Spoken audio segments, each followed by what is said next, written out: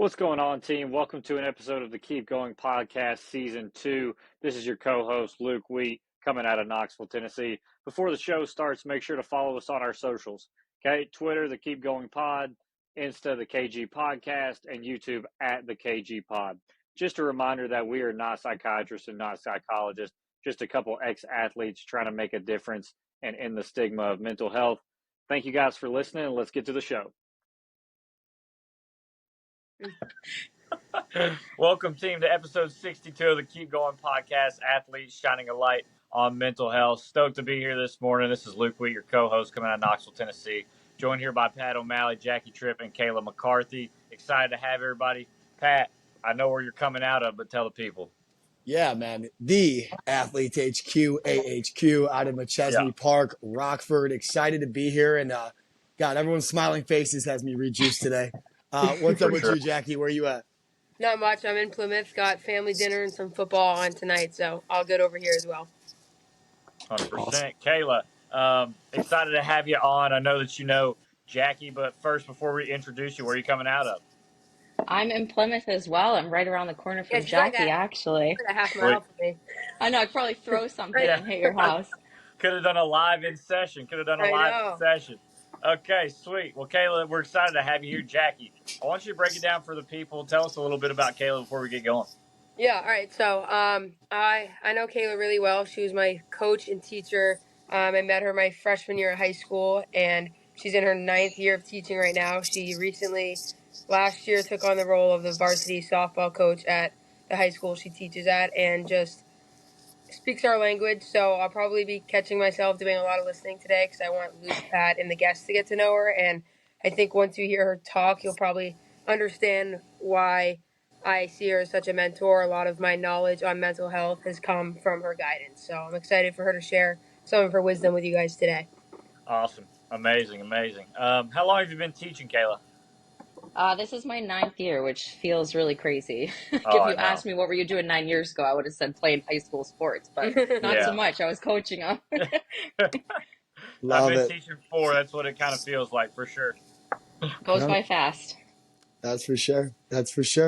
Well, Cayla, I got to ask you this. You know, obviously every week we touch on the mental health aspect of things and how big this is for our community and trying to raise a generation of leaders and people that understand what they're going through. When things are going well, talk to me about your mental health. When you're having a good day, what are things and what are tidbits that you're taking every day to benefit yourself? Yeah, I mean, I feel like when I'm in a good mental health space or in a good mental health grind, it's all about kind of being in the exact moment that you're in and not thinking too far ahead. Even if it's 20 minutes ahead, sometimes that can get you overwhelmed.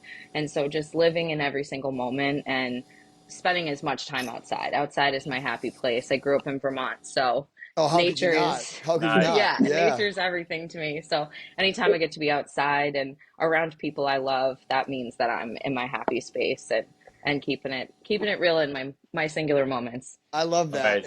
And I don't know why this came to mind. It's Morning Brain 101 here. But if you've ever seen the movie Benchwarmers, where they have one of the players that's terrified of being outside, if we have any listeners that are terrified of working out outside, any basic exercises, any things that you like to do outside that are beneficial? Honestly, just go for a walk. And it sounds so stupid. It sounds so simple, but anyone can do it anywhere you are. I used to live in a place where I could walk super easily. Now it's my neighborhood's kind of nice, but if I'm feeling down, I'm like, you know what? We're hitting the neighborhood. We're just doing a little loop. It keeps it so simple. And I mean, whenever I can, I head to a beach or a mountain to walk, but hot girl walk. Hot girl right? walk, Do the hot girl walk. It's in right now, guys. That's way in. Luke, I want to touch on this, and I'll kick it over to Jacqui.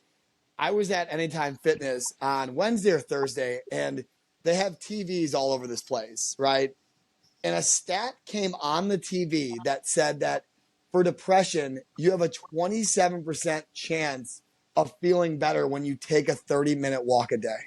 Yeah. Wow. I was like, whoa, because you think about it every time that, I don't know about you guys, but when you take that walk and you disconnect from the world, that totally makes sense. It's so, once again, simple, but it's not easy to get up off the couch sometime to do. Jacqui, what do you got? Caroline and I were driving past the beach last week, and we are at Whitehorse, McCarthy, and Caroline's like, that beach changed my life one day. I'm like, why? She's like, last winter, she was in season, and there was like, she had a bad game, or whatever. She was feeling like super down, and she's like, I literally just made myself drive to the beach, and I started walking the beach, and she's like, I was kicking rocks, I was like skipping rocks, and she's like, she's like, that moment made her so big on going for walks. She'll text me, she's like, you need to take a walk, like so big on walks now. Yeah, it's Absolutely. huge. She's That's like, I go find kick that a rock. yeah, go kick some. Yeah. But after school every day, I'll turn to my colleagues and be like, "Hey, I'm headed for a walk. Like, anyone wants to meet me, meet me here. We'll walk." And I've gotten like two, three people be like, "Hey, I'll walk with you," and it Good. does. It turns your day right around. You can decompress. You're outside and just enjoying the sounds of the world.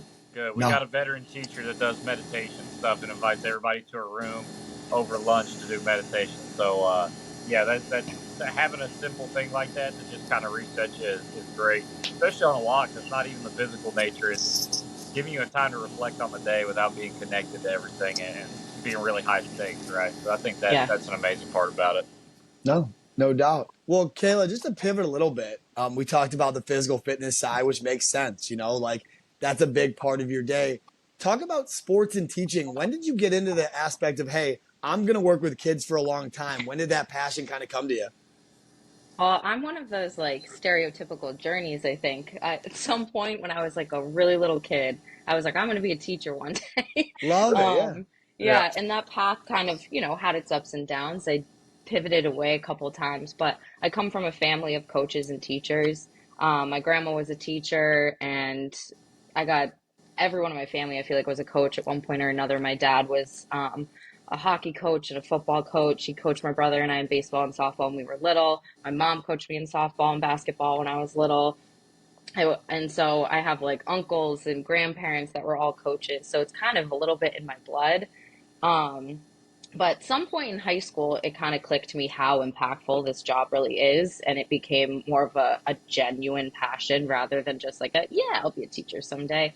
I had a coach my junior, coach and a teacher actually about junior year in high school. I picked up a new pitching coach between sophomore and junior year, and she actually pivoted my whole brain from being a basketball player to being a softball player. She Wow. kind of like changed my life and changed the course for me. Shout out to Timmel. She's my girl. Yeah. Let's Timmel, go. shout Shout her her out. out. And then I had a teacher my junior year. Believe it or not, I hated reading for most of my life. And I had a teacher my junior year of high school, my American Lit teacher, Adam Bunting. He's now the principal of my old high school. And he changed my life. He made me fall in love with reading. He made me fall in love with school. And I was like, you know what? I want to be Adam Bunting when I grow up. And Wow. I went on that path. That's Incredible. amazing. Incredible. And it's always great on podcasts when we have guests that like, I have a question next and you're beating me to the question. So Yeah. like Sorry. that's a really good sign, right? My question was going to be who's motivated you throughout this journey, but like in a good teaching world, you got to pivot. Talk about your Yeah. relationship with Jacqui Tripp, if you don't mind. Oh my You God. guys have enough? You guys So have a lot of time on your hands. I know. How long do we have here? I About love it. 45. About 45. Keep it. Yeah, right. Weirdly enough, Jackie, you don't even know this. I had someone recently ask me like, what was one of the biggest things that was like you feel so grateful you had these moments, or like a moment that you really feel like you've impacted someone. And I was like, that's a really hard question to ask a teacher and a coach. Like, do you have all day? But the first name that came to my head was Jackie. And I met Jackie when she was a freshman, like she said. And believe it or not, I had her and her sister and a whole bunch of hooligans in one class together. Oh my Yeah. goodness. And Yeah, it was, she's still in education, so Yeah. yeah, we very made rough. it through. And it was my first year at the school that I'm at now, and they were actually my very first class in that school. And Jackie and Caroline sat next to each other. They looked pretty much exactly the same those days. And I was like, oh God, how I'd throw papers at them Yeah. and be like, yeah, you guys sort it out. I don't know. But it quickly turned, and these two were in my room every second of every day. And then I got to coach them at the same time, and our relationship evolved from then. But I I feel like one of the most rewarding things is that Jackie just wanted to connect. You don't always get a kid like that, but Jackie was always so eager to learn, and not just in the classroom, that only goes so far, but Jackie wanted to always be like a better person and a harder worker and know more about herself, know more about the people around her. So she'd knock on my door and be like, McCarthy, I want to talk to you about something. And she'd just sit in my room and talk about anything that came to mind. And, you know, whether it was my off period or not, I just wanted to sit with Jacqui and talk. I was learning from her just as much as she was learning from me. So I talk think me that's through powerful. this. Yeah, Yeah. go ahead. So talk me through this, and I asked Jacqui to make sure this was good. Like you just said, you and Jacqui have a really special relationship, and she felt like she could trust you as an educator, as a teacher, as a person in her life that was a role model, right? What's kind of your roadmap for the teachers out there to support the mental health of their students like you did for Jacqui? Because clearly, you know, it made such a positive impact on her, and you did it so well for her. How did you support Jacqui whenever she was going through those difficult times at high school? I think that like all of us, teachers, humans, educators, whatever you are, like we get so caught up in our own stuff sometimes. And I know that like as a teacher, the stack's this high of things you got to go keep doing and they keep growing. But allowing yourself to be open and say that stuff can wait is probably the most important thing. Because there was a couple of times Jacqui would knock on my door and it's like, you know, I got essays stacked to East Bum, but I'm like, you know, Jacqui Tripp needs me right now, and that's my job. My job is to make a kid's life better, or to make a kid find themselves, or to make a kid feel seen. And so papers can wait, the grades can wait. And I think that if everyone has that mentality about each other and themselves, that like the mental health comes first, the conversation comes first before the life stuff that's just piling up. Like no one remembers the grade on that essay, but Jacqui and I remember the days that we'd sit in my classroom and talk things out. And, you know, Jacqui and I talked about a little bit, like she was going through a lot with her identity and who she is as a person. I'd say there was probably 6 to 8 months where Jacqui was in my room talking around a point, you know, and just being like, I Yeah. don't know, McCarthy, this, that, and trying to figure And things you're out. like, And in yeah. my head, I'm like, it's okay. She's going to get there. I'm that's just going to listen. She's that's going to high get school, there. right? And that's college, and that's having As life in a general. person, yeah, Yeah, having a person like you to help them through that and just be a listening ear, be a guiding hand. It's just amazing. So that's one of the reasons I was so excited to have you on today. that's Thank you. incredible. No, I'm with you. And I want to kind of parlay on that and stay on it. I was on a podcast on Friday where we touched on the beautiful aspect of relationships, and not just transactional relationships, not just checking off boxes, truly people being invested in people. And you see that here, Cayla, with you and Jacqui, right? You and your students. You see that it was beyond A's and B's on tests and grading papers. And same for coaches. It's beyond X's and O's and wins and losses. It's about the relationships and building and molding young men and young women throughout, you know, your opportunity to do so.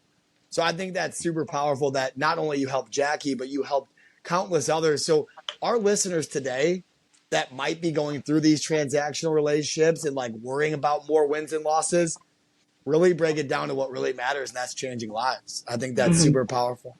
Jacqui, what do you Absolutely. got?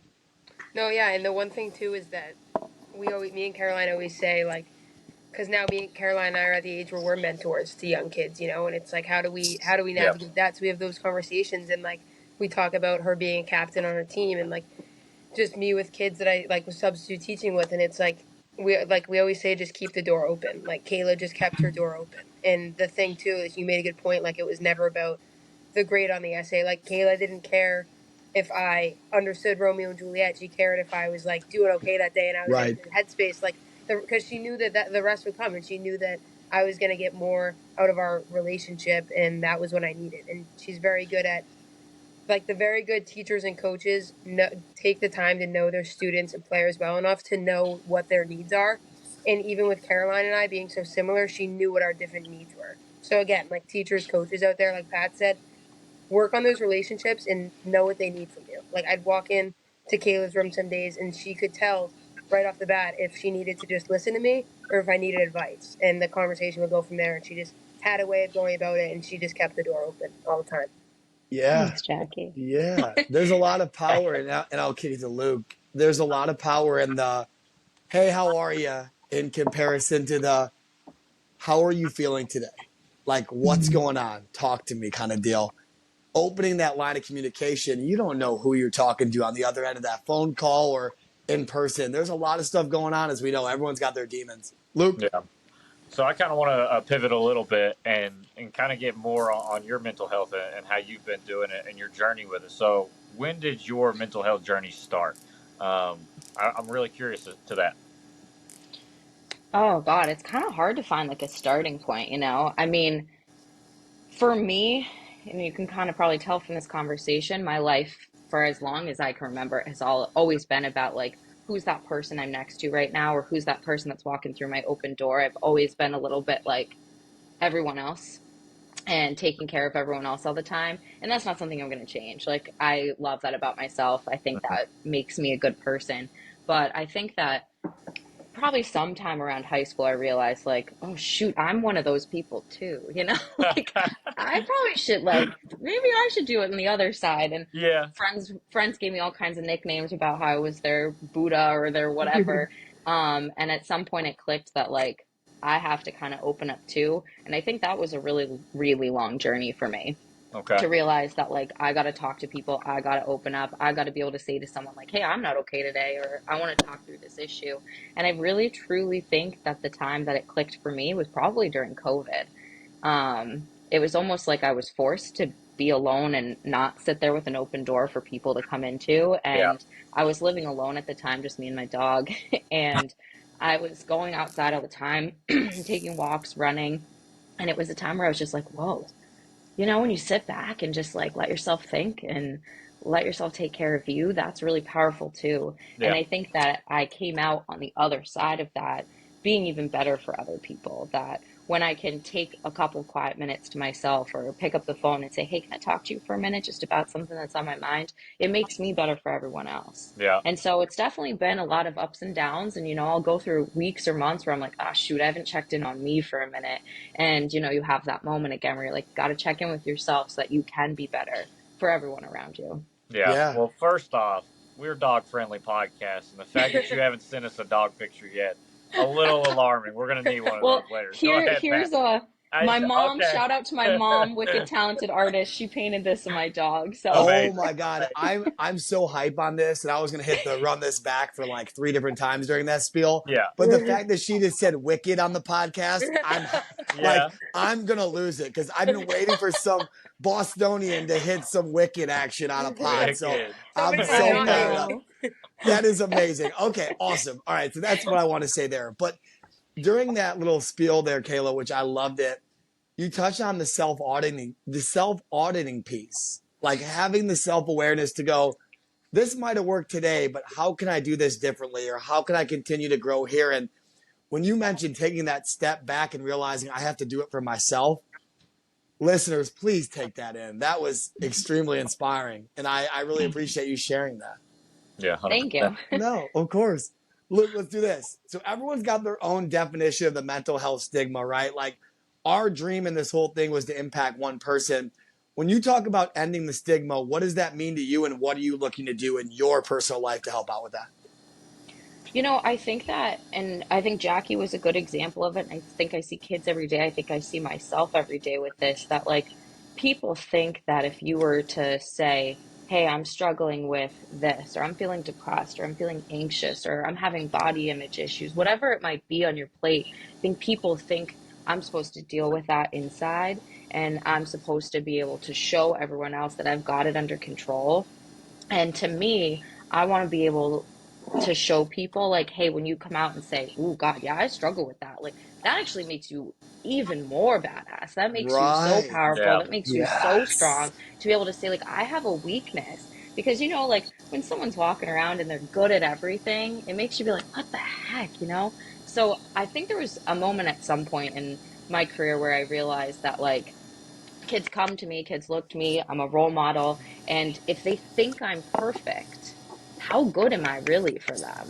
You know, like you have to be able to show people that look up to you that you struggle and you have flaws, because then they can come out and say it. And as soon as it comes out of your mouth, you're halfway to fixing it. You're Yeah. halfway on that journey to get better. And so, whether it's like a girl strikes out on my team and, you know, starts the waterworks or the frustration, and being able to look at them and say, hey, you know what? Softball's a losing sport. If you're losing 70% of the time, you're the best athlete on the field, and like being able to say, if you're able to accept your losing battles and still come out and get up back up to bat again in life, in sports, you're the most powerful person on the world. So I Absolutely. want people to see that failure is actually the best part of the journey. Yeah, Yeah.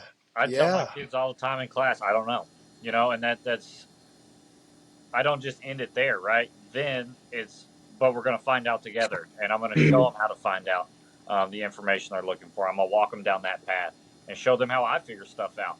And that's part of the beauty of being an educator for sure. Yeah. The empowerment of imperfection. Yeah. And Luke, I love what you just shared because man, is that tough. Oh yeah. It's so 16-year tough. olds will lay it on you. You know. Oh my Oh, yeah. goodness. They're like, Luke, but you're the teacher. Yeah. Aren't you supposed to know absolutely everything and be perfect every day? I no, it's just not. But they expect Some that would though. say. Some would say. But there's so much, like Cayla just mentioned, there's so much grace in being able to go, I don't know. And that's okay. Let me show you how I'm going to fix this issue, and it might take more than me today. Jacqui, what do you got? Yeah, I got two things here. Number one, this is reminding me of I started a new job in September waitressing, and I had never waitressed before. It was a new restaurant opening, and the reason I felt as if I could learn and make mistakes was because my manager and my owner own things and are able to learn and make mistakes. Had they come off as these people who know everything and like I know the menu perfectly, I know how to seat people perfectly, I would have felt the pressure to be perfect and I would have done worse. You know what I mean? Right. But because they own things, like I can't even tell you how many times my manager, who's amazing, she's just like, if I make a mistake at a table or I overhear somebody telling her that they messed up someone's order, she's like, just own it. Just be honest. People just want you to be honest. Like you don't need to put on a front. And the second thing was, I remember Cayla, what you were saying was um, about like it's okay not to know everything you're doing. Reminded me of fresh. I think it was my freshman year of high school. You took on the freshman basketball coach position.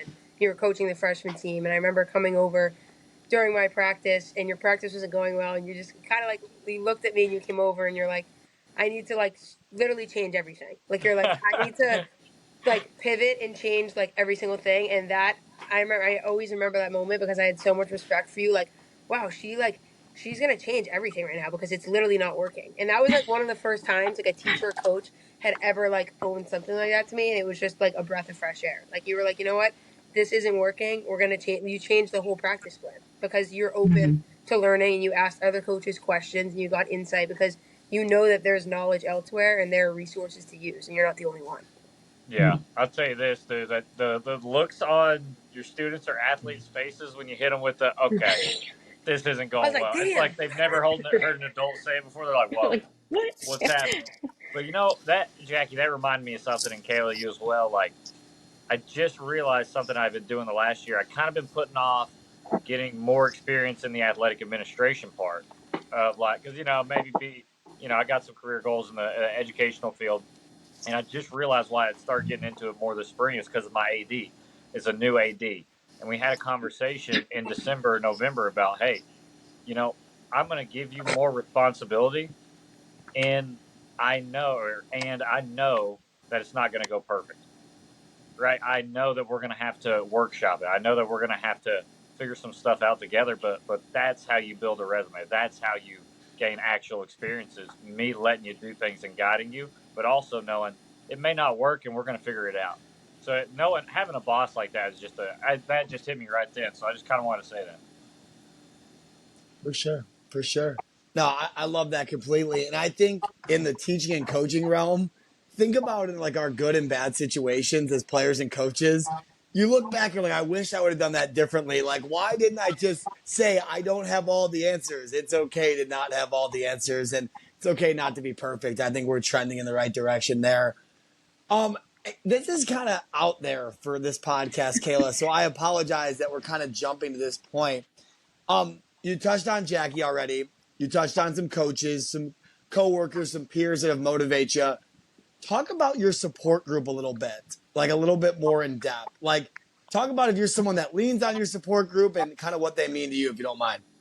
Yeah, that's awesome. Thank you for asking that because that's my whole being is my people. I am like, I think I said that earlier, when my mental health is good, my people are a big part of it. I'm the luckiest person in the world to have the family that I have. I'm very, very close to my family. My mom and dad have been a huge part of my life, like always, coaching and mentoring me and just being super active in my life. I mean, a good example of that is I played softball at Roger Williams and I was the relief pitcher, so Pause, Cayla. Cayla, give yeah, me one pause. Roger Williams is Division III, correct? yes. D3, Yes. baby. D3 Lives Yes. For the Matter. love of the Woo! game, baby. For Yeah. the All right. love of Go the Love ahead. game. D3 it. lives matter, baby. Go ahead. The Go ahead. best life. Sport. Yes. Yes. Yeah. But Roger Williams was like 5 hours away from my house in Vermont. I was a relief pitcher, so if my ace pitcher was killing it that day, I wasn't gonna go in. My mom and dad came to every single softball game at Roger Williams. They drive 5 hours on a Tuesday to watch me sit the bench sometimes. Like that's insane. How could I ever be that lucky? And then my big brother, he he's 4 years older than me, and we have, believe it or not, I swear, ask anyone, we've never had a fight in our entire lives. We have Wow. just been each other's number one cheerleader since I came out. My brother makes jokes. He was the number one supporter of my high school softball team last year. Even his friends like would text him and be like, "Hey, like how'd this hitter do today?" Like he never missed a game last year. He's just like my best friend and such a role model to me and such a support system. My family is my number one. They're my go-to always, and I know they're always there for me to lean on and to guide me. And they're the people that really showed me that, like, hey, we're not going to have all the answers, and we're not going to do things perfectly, but we have each other when it falls apart. And that's kind of guided me to be who I am. So Awesome. Amazing. Her mom also looks like her twin. yeah, my Yeah. mom and I are kind of twins. Yeah. Oh my goodness. Oh my goodness. No, I love that, from the D3 aspect to the player to coach aspect to the family aspect. It's just so evident and so clear that you're making an impact on so many people.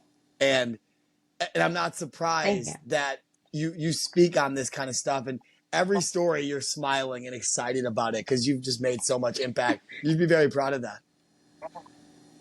Yeah, thank you. Thank Jacqui, you. what do you It's got? good to be Jacqui, able what do to, you got? go to sleep at night No, knowing. no doubt. No, good. Same here.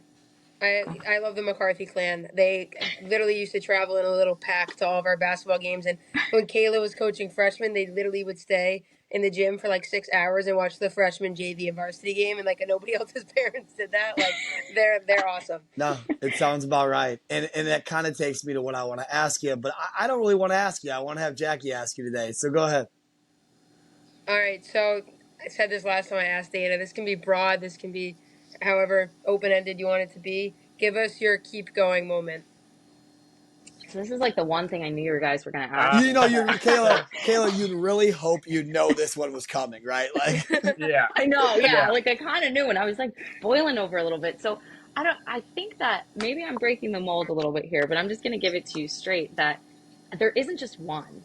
And I think what the biggest thing is for me when I'm thinking about mental health is that I think for so long in my life, I thought I didn't have like struggle or like I'm fine, I got it all together. Because every story I heard about people's mental health was, yeah, I hit rock bottom, or this big thing happened, or this happened in my life. And I'd sit there being like, who am I to say I have mental health struggles? I'm privileged. I haven't had that. I haven't had this. And it took a while for me in my life to realize that like mental health does not look like this. Mental health is this. And it's when you're in these moments that there's a little thing that picks you back up. And so I think that I've had hundreds of keep going moments. I think I have one probably every day. Having a moment like Jacqui feeling comfortable enough to come out to me, or having my parents give me a phone call and say like, hey, we're proud of you that you did this, like that makes you go again. There's a moment I'm thinking of too, that my senior year in college when I was student teaching, I didn't have a great student teaching experience. I had like to commute an hour. I'd cry the whole hour there, the whole hour back. oh, And eventually one day I called my mom and I was like, that's it. I'm not doing this my whole life. This is terrible. I'm going to drop the education major. I'm just going to stay as an English major. I'll figure it out. And she said, we'll talk another time, and hung up on me. And that's not my mom. Like my mom, she was like, all right, like let's talk it. Like, but she was so like, no, your future is education, your future is teaching. And she was like, yeah, we're not going to talk about that. That's crazy. And, later I called her back and she's like, have you calmed down? And I was like, yeah, but I'm still going to drop the education. And she's like, no, you're meant to be a teacher and I'm not going to talk to you until you figure that out. And she hung up on me again. And it was one of those moments where it was like, someone believes in you so much more than you believe in Right. yourself. And I think that having, and sometimes that's my students, that I see a face come in and they believe I'm going to be able to help them. And it reminds me that, like, oh, wait, I am here for a reason and I am making an impact. And so, for a long story short, my keep going moment happens daily, weekly. And it's all about being able to have my eyes and my door open to the people reminding me that what I'm doing matters. And, I'm making an impact not only for myself, but for other people around me. Run that back. Yeah. Run that back. I knew Kyle was gonna say Run it. that Yeah, back. absolutely. Oh, that was Absolutely. awesome. No, I love that, and I love who you are. Like, I'm very happy that you're here today with us. Thank you. Yeah. I'm glad I'm here too. I've been so excited about Yeah, this. I'm glad Mama Bear kept you on education. yeah, I'm I glad Mama know. Bear knew what was going on. Yeah, she knew what was yeah. up. What Yeah. did Kobe say? Job's not finished. Job's not finished. Yeah, Now, that's right. all right, let's do this. I know it's a Sunday. I won't keep it too much longer, but I kind of want to rapid fire some questions if that's cool with the group. Yeah. Let's do it. Do it. Favorite athlete and why? Go. Oh, Oh, man. Good luck. This is a tough While one. you think, Luke, who's yours? Yeah, I love Frank Lampard. He was a Chelsea midfielder, and he played there for like, oh my gosh, 15, 20 years. He's an academy guy. Uh, Most assist in Chelsea history. And yeah, man, he ran the team from the front and led by example. That's why I love Frank Lampard. Love it. Shout him out. Hope he wears number 62, Luke. Yeah. Kayla, Not a lot of 62s in soccer. Kayla, who's your favorite athlete and why? all right. I'll start with a number 62 for you to help you out. My recent obsession is Jason Kelsey. I know everyone's on the Travis Kelsey train. I'm on the Jason Kelsey Love it. train, and he's number 62. So let's throw him out You there. want to talk about two birds, one stone? Are you joking? Yeah. Let's go. Let's go. Checking it off. I just love him because I think that a perfect example of who he is, he's not in it anymore. And he was the loudest, craziest, most hyped person at the game last weekend. He's just like, I think once you get to professional sports, sometimes you lose that joy of why you're playing sports. And I think Yeah. he's such a cool example of that he just feels like a normal dude. And he just loves football and he just loves his family. And I think that is just so cool. Yes. Yeah, I love and I'd say my other one, which is kind of in the same vein, is I got two. They're all football players. I'm here for it. Good. That's okay. I always loved Vince Wilfork, and same thing. He's, just happy to be playing all the time. That guy just like radiated joy. He brought his team together like a family all the time. I think he was a cool guy to watch around the sport. Vince Wilfork. No, I love that. And I'm going to ask Jacqui, out of fairness to the group. Jacqui, who's your favorite athlete? Dennis Rodman. Dennis Rodman. Oh, yeah. Yeah. He was like one of the most influential, best NBA players of all time, and he only averaged like 7 points a game. That's it, man.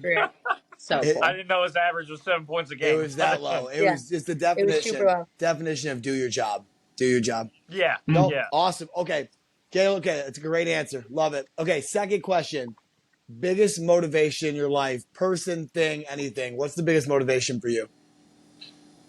My biggest motivation is definitely my family. I always want to make them proud. I always want to be here for them. And I want to live up to everything they think I can be and always be there for them on the backside of that too. Okay, short and sweet. I got one. Favorite part of the school year. Ooh. Favorite part of the school year. The excitement of coming back, or the excitement that they've learned everything and they're showing you what they've learned at the end of the year? Yeah, I think I'm an end of the year person. We got a lot of fun stuff going on at the end of the year at our school, a lot of things that we can like celebrate and stuff like that. So I love seeing kids towards graduation and I think you get a lot of the gratitude at that point of the year. I teach a lot of freshmen. So the end of the year is rewarding because all of a sudden you're like, it clicked, like you're here, you're with me. So I definitely towards the end of the year. I'd say like April, May is a happy place for me. Perfect. Yeah, awesome. Perfect. Last one. We have a lot of amazing people on this podcast. We've had over 60 plus group episodes, a number of interviews. It took us a long way to get to this point, but we're so happy to have you, and you've done so much for us and our listeners today. How can we help you? I mean, the coolest thing, when Jacqui told me she was joining up with you guys, it warmed my heart in a way I can't even explain. That was another keep going moment. You know, it's like I think back to Jacqui when she was in ninth grade and 10th grade and struggling, and to see the position she's in now is like, I want that for all my students. I want that for everyone I love in my life.